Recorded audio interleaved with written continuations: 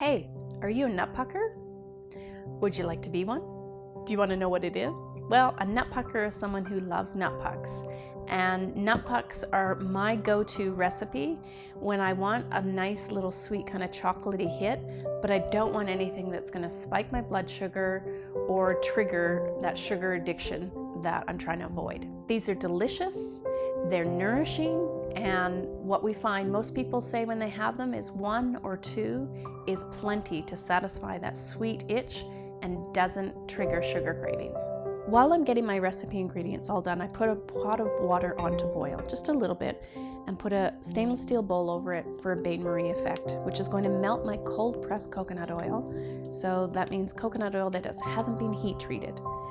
Then I wait until that is melted and I add my cacao, raw cacao powder, 1 cup, and then I put in 1 tablespoon of maple syrup.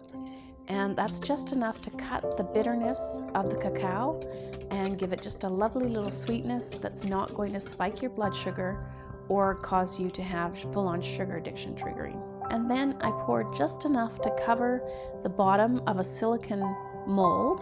And I love these little silicone molds. You can get them from baking stores and online. They're super easy to find, and you just put a little bit in the bottom to cover, not too much because you've got 2 more layers to go on top of this. And then I pop that in the freezer for about 5 minutes.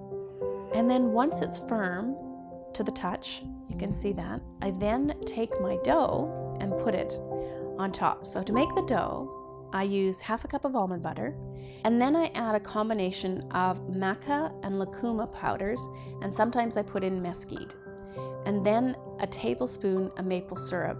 And then I add a generous pinch of sea salt. It gives it that kind of nutty, saltiness that we love in a nut butter cup. And start to mix it together into what quickly forms a dough.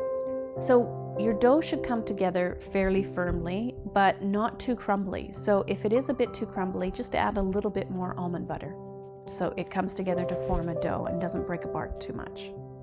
Now we're going to roll our dough. So you take the ball that's formed, and here we've got Andy forming the dough in the baking sheet. And this is particularly helpful if, say, you just have the right amount of almond butter and it's still a little bit crumbly. This will be really useful for bringing it all together. And basically what you're looking for is creating a long log, right? That's not going to fall apart on you. And then what you can do is, once you get it into that log form, is you're going to slice it. So I like to slice it into sections, and then I form it into little patties that fit into the tray. So you can just kind of roll it in your hand into a ball and then flatten it out and press it into your mold to kind of fit the tray. What you want to do is leave it so the sides, chocolate can get down the sides, so then you don't have like a sandwich effect. It's actually enclosed. And so you want to leave room around the edges, so when you pour the chocolate on top, it actually oozes around the sides and forms a seal for your nut butter. So pop it back into the freezer 5 to 10 minutes, depending on how cold your freezer is. And once out of the freezer, you'll see how easily they pop out of the silicone molds. That's the beauty of those. So there you go. These are the nut pucks. Now you'll have a stockpile of something that's chocolatey, sweet, and delicious, that isn't going to spike your blood sugar, send you into sugar addiction, but will actually satiate you and help you stay on your path to sweet freedom. So for more recipes like this that help you curb sugar cravings healthy and naturally, check out our 21-day sugar-free challenge by clicking the link below.